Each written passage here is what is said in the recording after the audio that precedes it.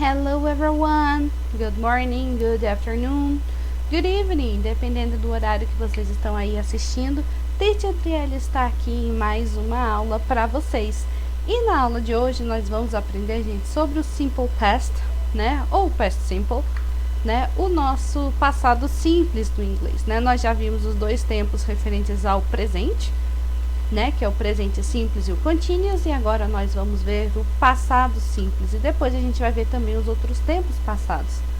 Então, se você está aí ansioso por essa aula, se você está aí com sede de aprendizado, pode vir aqui nas redes sociais, né, você já sabe que no YouTube e no Instagram o conteúdo é semanal, e no Facebook e o TikTok a gente tem aula lá todos os dias, tá bom?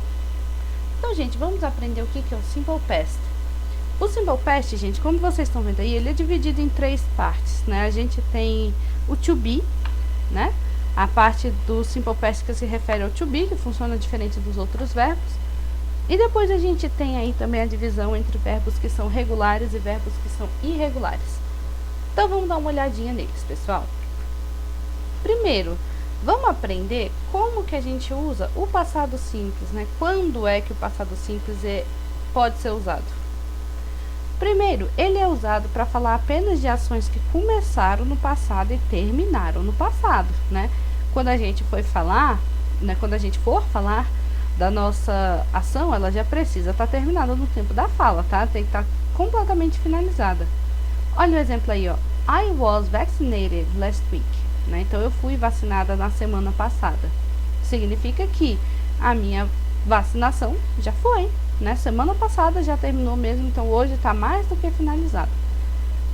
E normalmente o passado simples, né, o past simple, ele demanda algum grau de detalhamento, de contextualização de quando foi que o fato ocorreu. Então, marcações de tempo, como por exemplo os advérbios, elas vão sempre estar presentes, né? Justamente por conta dessa necessidade de detalhamento, tá? Porque se você não colocar, você pode acabar precisando usar, na verdade, o present perfect, que é um tempo verbal que a gente vai falar ainda, né? Mas tenham isso em mente, gente. Para o past simple ou simple past, a gente precisa dar algum grau de detalhamento do que a gente está falando. E as regras do past simple, que a gente vai discutir agora, elas se aplicam, gente, a todas as pessoas. Aquela coisa da terceira pessoa do singular, que ganhava S, ES ou IES, acabou, né? Tudo que eu falar aqui vale para todo mundo. Então, vamos começar falando do verbo to be, né? Que sempre é o que gosta de causar, o que é o diferentão de todos, e aqui não vai ser diferente. No presente simples, né? No present simple ou no simple present, o verbo to be possuía três formas. Am, para a primeira pessoa do singular, né, I. Is, para a terceira pessoa do singular, né, she, he, it. E are para todas as demais, né, que era o we, o you e o they. No past simple, ele fica ainda mais fácil, porque ele só tem duas formas. Você vai usar a forma was para a primeira e a terceira pessoa do singular, então I, she, he, it. E o were, né, were, para todas as outras, né? Então, para you, we e they. Certinho? Fora isso, a única diferença, né, entre esses tempos verbais é que a gente não tem contração para a forma to be na afirmativa, né? Na forma afirmativa a gente não tem contrações. E no presente a gente tinha, né? A gente podia falar I am ou podia falar I am. A gente podia falar she is ou poderia falar she's. Aqui não, tá? A gente sempre vai usar a full form na afirmativa. Então, olha só. I was a very dedicated student when I was in college, né? Eu fui, né, ou eu era uma aluna muito dedicada quando eu estava na faculdade. She was a nurse during World War I. Então, ela foi enfermeira durante a Segunda Guerra Mundial, né? World War II, na verdade. They were best friends in high school. Né? Eles foram melhores amigos ou melhores amigas no ensino médio. E you were great, tipo, você estava ótimo, né? Gente, aqui, cadê o nosso marcador temporal nessa frase? Essa daqui, gente, passa a impressão de que a pessoa acabou de fazer uma coisa, né? E foi espetacular. Por isso a pessoa chegou lá e falou assim, nossa, você estava incrível, né? Você você foi ótima. E é por isso que aqui não tem o marcador temporal, porque esse tipo de frase pressupõe que o tal marcador acabou de acontecer um segundinho antes da fala, então não está precisando de uma referência tão direta. Mas você pode, se você quiser, adicionar e falar algo tipo assim: You were great in your presentation. Não, você foi incrível na sua apresentação, né? E é assim que a gente usa to be, gente. No passado, I was, she was, they were, you were. Na forma afirmativa, né? Agora a gente vai ver na forma negativa e na forma interrogativa. E, gente, o funcionamento é o mesmo, tá? A gente não vai ter o uso de verbo auxiliar. E para formar a negativa, a gente só precisa colocar o not depois do verbo. Se a gente quiser fazer contraction, é só fazer que nem a gente fazia antes também. A gente junta o not com o verbo, né? Cola os dois juntinhos, transforma numa coisa só e transforma o O da palavra not numa apóstrofe. Parece muita informação, mas na verdade é bem fácil, gente. Olha só. I was not, ou então I wasn't a very dedicated student when I was in college. Né? Eu não fui uma aluna muito dedicada quando eu estava na faculdade, embora isso seja mentira. She was not, ou she wasn't. They were not, ou they weren't. E you were not, ou então you weren't. Tá? Então vocês estão vendo que funciona exatamente igual. O que mudou, na verdade, foi só o tempo do verbo, né? O funcionamento continua igual. E a forma interrogativa? Também continua igual, pessoal. Você só precisa colocar o verbo antes do sujeito. Então você não vai falar I was, você vai falar was I a very dedicated student when I was in college. Você não vai falar she was, você vai falar was she. E você não vai falar they were, você vai falar were they. E também não vai ser you were, vai ser were you. Igualzinho, né? Igual que nem era no presente. Só que mudou aqui foi o tempo verbal do verbo. Não é mais am, é was. Não é mais is, é was também. E não é mais are, é were. Tá? De resto, tudo funciona igual. Agora, e quando os verbos, gente, eles não são verbo to be? Eles vão se dividir em duas partes, né? Verbo, tô brincando. As duas partes, gente, é o seguinte: verbos regulares e verbos irregulares. A gente vai começar com os regulares, que são padronizados, né? Então acaba que o aprendizado deles é mais fácil. E vamos ver aqui a forma afirmativa deles. Pessoal, nós temos os verbos regulares no inglês. No passado, todos eles vão terminar com ed.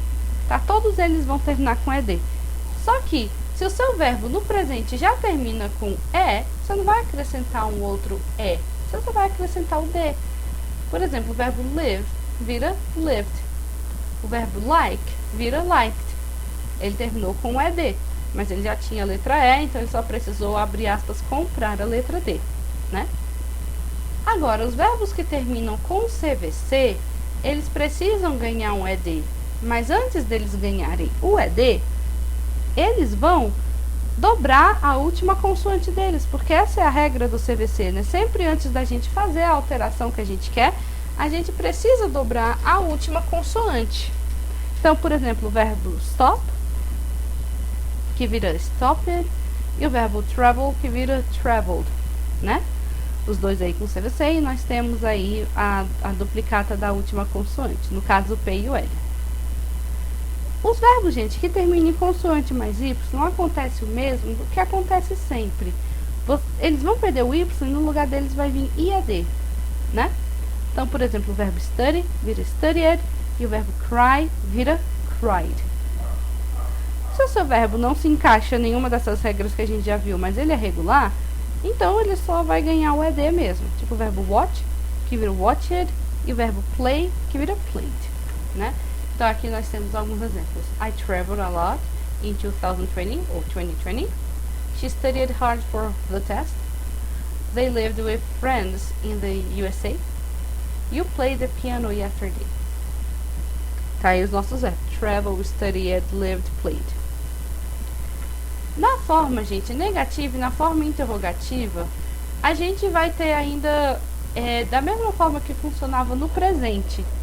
Só que no presente o verbo auxiliar era o do, né? Ou does, que é a mesma coisa, só com S a mais, né? Então a gente tinha o do. Aqui a gente vai ter o did. Inclusive did é o passado do verbo do, né? Então a gente só precisa trocar novamente o tempo verbal, mas o funcionamento é igual. Se você lembra direitinho como era, né, o present simple, se você não lembra, eu vou deixar linkado aqui para você só clicar e assistir essa aula do simple present, tá? Mas se você se lembra, você vai saber que você só precisa colocar o did para fazer a negativa, né, e o did mais not. Por exemplo, I did not travel, ou então I didn't travel. Aí você viu, né, que o traveled virou só travel. Isso é porque, na presença do verbo auxiliar, o verbo principal volta ao normal, gente. A gente tira dele todas as alterações, né? Isso é o que a gente chama de base form, tá? Base form é a forma do verbo no infinitivo sem o to, ou seja, o verbo sem nenhuma modificação, tá? É a forma mais básica dele. O studied virou didn't study, né? Ou did not study. Lived virou didn't live, ou did not live. E o played virou didn't play, ou did not play. E se for a forma interrogativa? É do jeitinho mesmo que vocês estão pensando, pessoal, da mesma forma que funcionava o presente simples, né? Só que com o did no lugar do do. Afinal, do era para o presente, did é para o passado. Mas é a mesma coisa, né? Apareceu o did, o verbo principal volta para base form e o did vai lá para frente do sujeito. Did I travel, né? Traveled. I traveled virou did I travel. She studied virou did she study. They lived virou did they live. E you played virou did you play. Simples, simples, simples, né? Nenhuma novidade, pessoal. A regra para o presente e para o passado é exatamente a mesma, tá? É só vocês se lembrarem de dessa vez usar o did ao invés do do. E quando o verbo, gente, ele é irregular, o que a gente faz? Gente, não tem o que fazer, tá? A gente não tem uma regra pra gente saber como que é, né, quando que o verbo é irregular. Não tem uma regra que faça assim, os verbos assim, assim, assado, eles são irregulares. Não tem essa regra, tá? Então, não tem como a gente saber qual verbo é regular ou não. E se ele for irregular, também não tem como a gente saber como que ele vai ficar. Por exemplo, assim, não, todos os verbos irregulares que no presente escreve com EA vão ficar de X forma no passado. Não, a gente não tem nenhuma padronização, gente, não tem nenhuma regra, são irregulares, né? Então, gente, aqui não tem muito o que fazer. A minha dica é, tenta memorizar pelo menos uns 2 verbos por dia. Tipo, hoje eu vou memorizar comer e dormir, né? Os dois são irregulares. Aí você vai conseguir construir o seu vocabulário, porque não tem outro jeito, gente. Existe a palavra decoreba, que eu não gosto muito, mas que aqui no caso se aplica. O que a gente tem para aprender é decoreba mesmo, tá, gente? Então, aqui eu trouxe só um exemplo para vocês verem que, em termos de estrutura, como se forma a frase com eles é igual, né? Na negativa você põe ali o did not, e na interrogativa você põe o did na frente do sujeito e ele volta pro normal. Mas não tem como a gente saber, né? Então, por exemplo, a gente tem aí, ó, I had an accident a couple of weeks ago. Né, eu sofri um acidente algumas semanas atrás. O verbo have, né, é um verbo irregular. No passado ele vira had. Ele não vira haved, né, ele vira had. E aí na negativa, o had virou I didn't have. Na interrogativa virou did you have, tá? Então, não tem aqui como eu dizer para vocês alguma regra, porque não tem, tá? A regra mesmo só se refere à estrutura das frases. Agora, a formação de passado, como o verbo vai ficar no passado, isso realmente, gente, não tem, infelizmente, né? Facilitaria muito a nossa vida, mas o português também está cheio de verbos irregulares e a gente também não tem como saber qual que é e qual que não é, né? Por exemplo, o verbo dormir é irregular, porque o verbo é dormir, mas é eu durmo e você dorme, né? irregular. Como é então que a gente aprendeu? Por familiaridade, gente. Todos os dias a gente usa a nossa língua, então a gente acaba aprendendo com ela, né? O inglês tem que ser assim também, viu, gente? Aprendendo um pouquinho de cada vez, logo, logo vocês conseguem. E aí, gente, por hoje eu não trouxe um exercício, tá? Porque o vídeo já tá bem grandinho, então eu não queria que ele ficasse ainda maior com o exercício, mas se vocês tiverem dúvida, pode deixar aí no comentário, tá? Se vocês tiverem feito algum exercício em casa ou na escola, né? E ficaram com dúvida de por que vocês erraram alguma coisa assim, comenta aqui também que eu vou ajudar vocês, tá bom? Por hoje a gente vai ficar por aqui. Não esquece, gente, de deixar o seu like, tá? De curtir, de compartilhar, porque esse assunto pode ajudar alguém aí que esteja com uma dúvida de estimação no inglês. E novamente nossas redes sociais. Teacher Adriele é esse YouTube aqui. Também é assim no Insta, também é assim no Face e também é assim no TikTok. Tá certo? Brigadão, gente. Muito obrigada por vocês terem vindo aqui assistir a minha aula e até a semana que vem.